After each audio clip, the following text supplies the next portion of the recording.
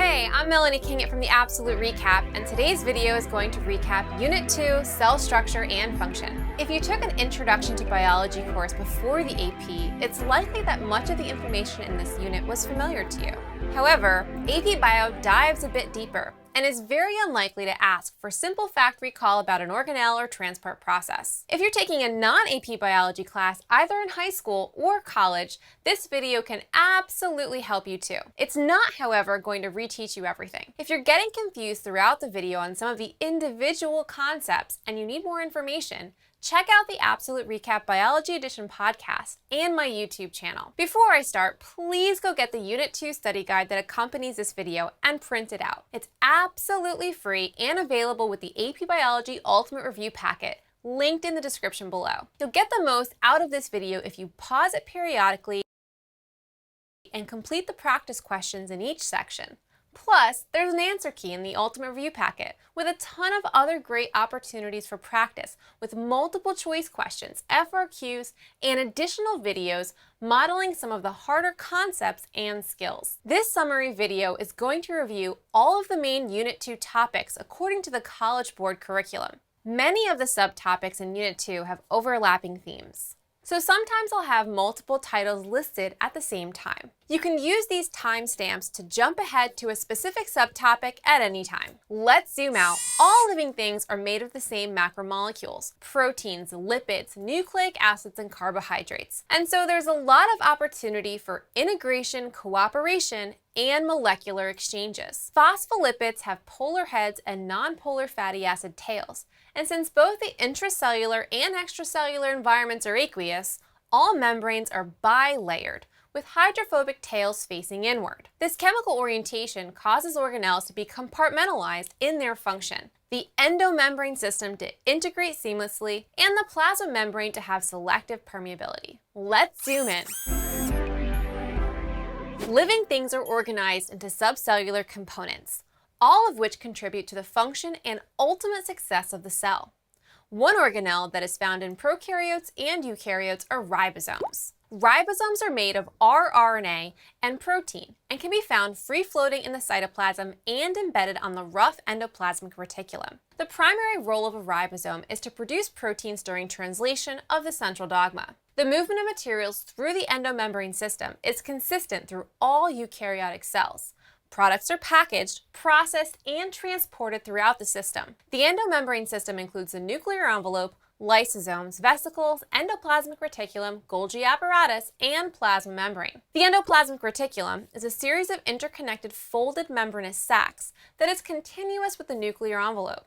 There are two types. The rough ER is named such because it's studded with ribosomes, and so it's involved in protein production and initial folding. It also compartmentalizes the cell and aids in intracellular transport. I'll cover more protein production in depth in Unit 6. The smooth ER is primarily involved in detoxification and lipid synthesis, but you don't need to know how lipids are synthesized for the exam. Next is the Golgi complex, a membrane-bound organelle with a series of flattened stacks involved with packaging, processing, sorting, and shipping of lipids and proteins. The receiving side of the Golgi is called the cis face, while the opposite side is called the trans face, where secretory vesicles bud off. These next two smaller organelles are sac structures. The lysosome has hydrolytic enzymes and is involved in cell recycling and apoptosis, or scheduled cell death. A vacuole is sometimes larger and has a variety of roles depending upon the cell that it's found in. For example, in a plant cell, there is a large central vacuole that holds the extra water and dissolves solutes. Turgor pressure will increase as the vacuole fills with water. When vacuoles are empty in a plant, the plant will wilt. Paramecia can have vacuoles as well, but these are contractile vacuoles, which help to regulate osmotic pressure, pumping water into and out of the cell.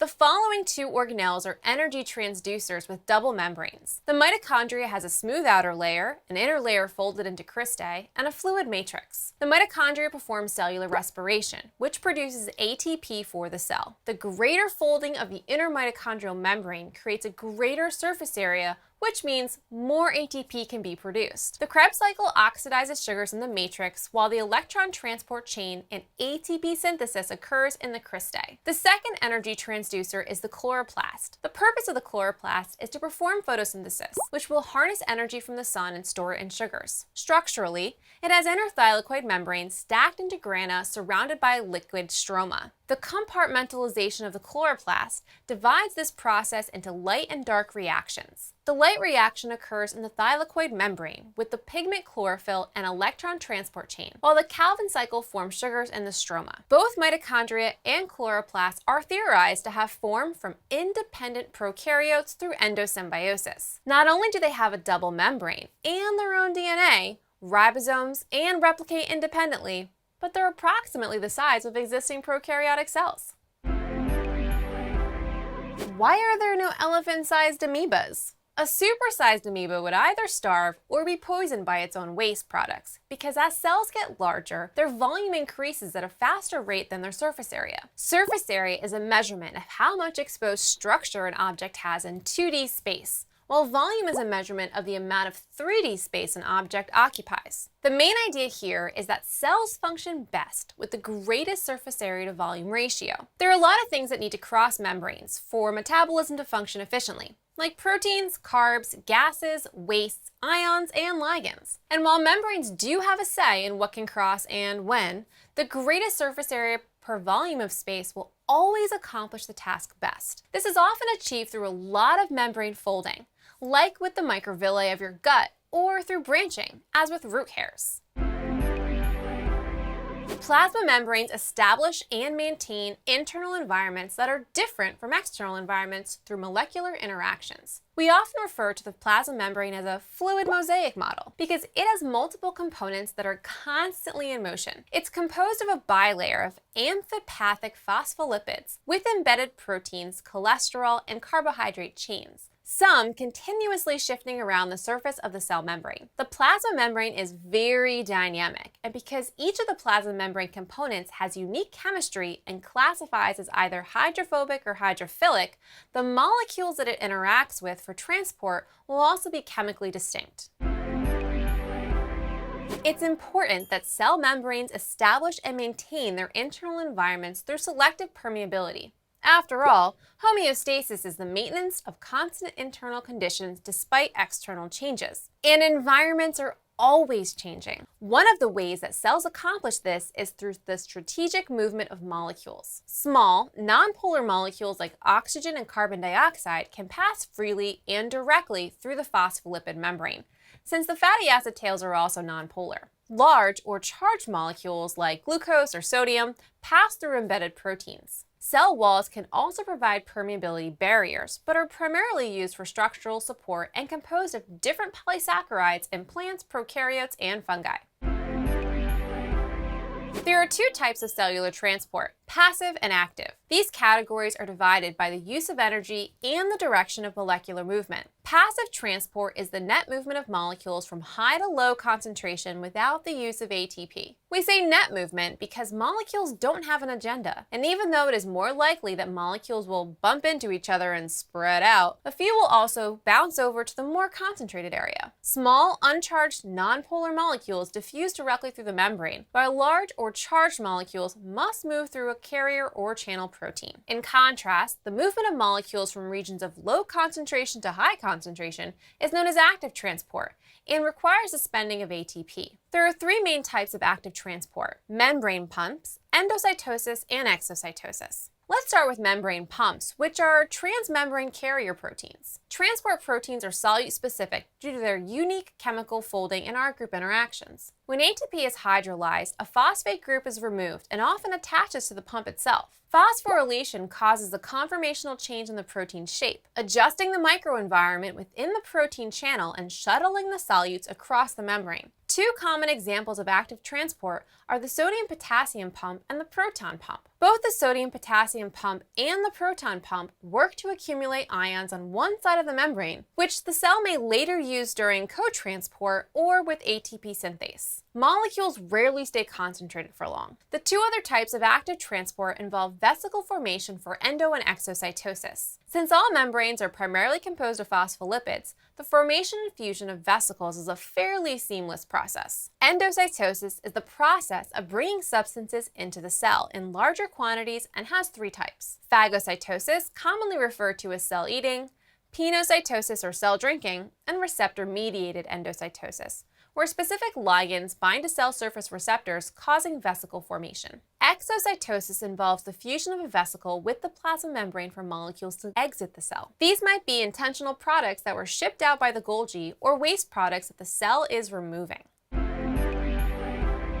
The movement of molecules from high to low concentration through a transport protein is called facilitated diffusion, or literally diffusion made easy. By now, you know that anything large or charged needs the use of a transport protein, either carrier or channel. Since proteins are composed of amino acids with distinct R groups and folding patterns, it's safe to assume that these transport proteins will be chemically picky about the types of molecules that use them. Carrier proteins are integral glycoproteins that bind with specific solutes and undergo a physical conformational change to move the molecule across the membrane. In contrast, channel proteins are lipoproteins that have a pore, which is sometimes gated, allowing specific ions to cross. Membranes may become polarized from the movement of ions. When water moves in larger quantities, it passes through a channel protein known as aquaporins. In general, channel proteins have a much greater rate of transport than carrier proteins. Small polar molecules like water can also pass through the membrane, but in smaller amounts. This is known as osmosis, the passive diffusion of water. Same rules apply. Water will flow from high concentration to low down its own water concentration gradient without the input of ATP. The prefixes hyper and hypo refer to the relative amount of dissolved solutes in a solution. Areas that have a greater concentration of solutes are hypertonic, compared to areas with a lesser concentration of solutes. Since hypertonic solutions have more solutes, they have a lower water concentration and a lower water potential. Assuming that two solutions are separated by a semi-permeable membrane, water will flow from a hypotonic solution, an area of high water potential, to a hypertonic solution, an area of low water potential. This movement will continue until the water concentrations on either side of the membrane are equal, or isotonic. Water is still moving between the isotonic areas, but at an equal rate and in both directions. But be careful,